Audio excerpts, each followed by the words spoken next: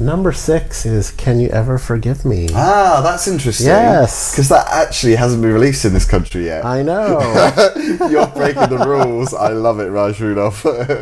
See, you're still going back to like movies from like last December, so I'm thinking about, this year here. But So you're going to have to redo this next time. When we do this in a year's time, you're going to have to include it again.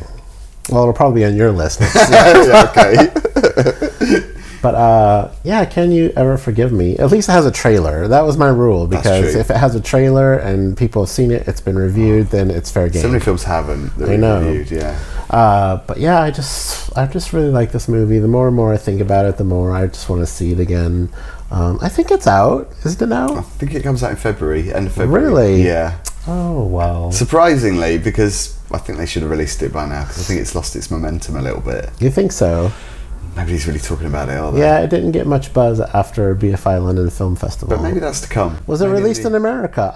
Yes, it has been released in America. So See, this is the problem. game. Because you're American, I'm British, I'm thinking UK. Well, it's fair game if it's been released in America. That is, I'll give you that. Because I remember some of my favorite film reviewers have been talking about it. Yeah. So I'll let you off. I think it's fair to review that.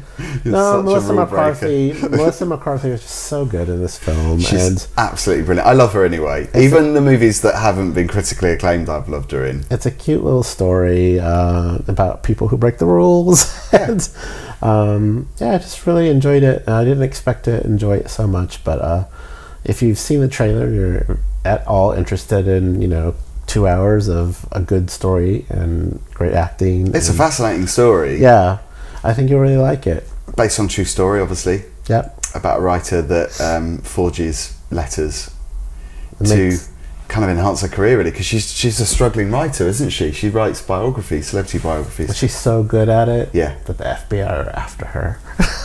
It's really good, and there's surprisingly a lot of comedy in it. You wouldn't really think that. You would, camp. actually, with her being in it. It's very camp. Yeah, I wasn't expecting that. And Richard E. Grant plays the friend, who's her drinking partner, really, because they spend a lot of time in the pub, knocking back the booze. Yeah, that's the only thing that I thought of actually after we reviewed it. Was I never really got the impression that she was drunk, even though she was meant to be drunk.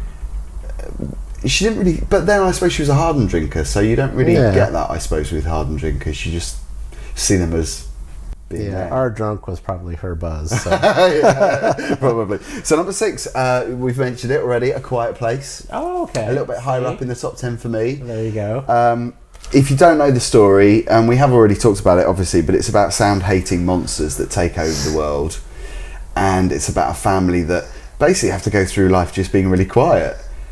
And the cinemas, the cinema I saw it, was really quiet. So, well done to everybody involved in the film for producing something that made everyone shut up. I loved how you described it. Sound-hating monsters. Sound-hating monsters. And it kind of, downplays them a little bit, doesn't it? But they were absolutely terrifying.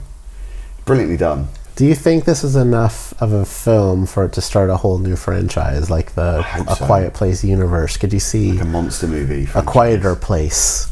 Do you think there will be there's got to be, because it was such a success. Yeah, I hope they do. How will they continue it though? Well, I feel like we only got a bit of the story.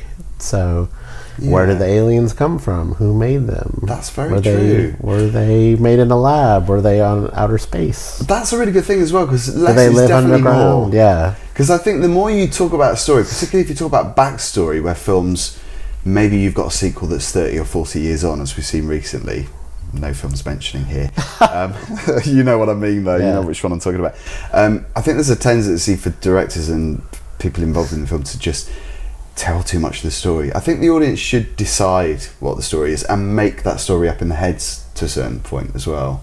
I think the more they labour it, I think it just puts me off. And that didn't happen in A Quiet Place. It wasn't overdone. Yeah. But, we've seen what's happened with Aliens and, some other franchises. But I just hope they explore the story a little bit more. Just one sequel. Give us one more. Well, you know how much of a hardened horror fan I am, and I get very disappointed by a lot of modern horror films. I think we're starting to see that shift now, where a lot of horror films are brilliant and very powerful and scary.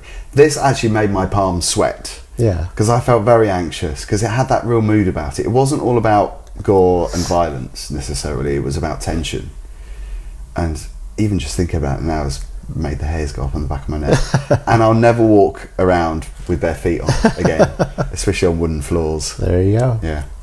So that's our 10 to 6 lists of the top 10 movies of 2018 for Boys on Film.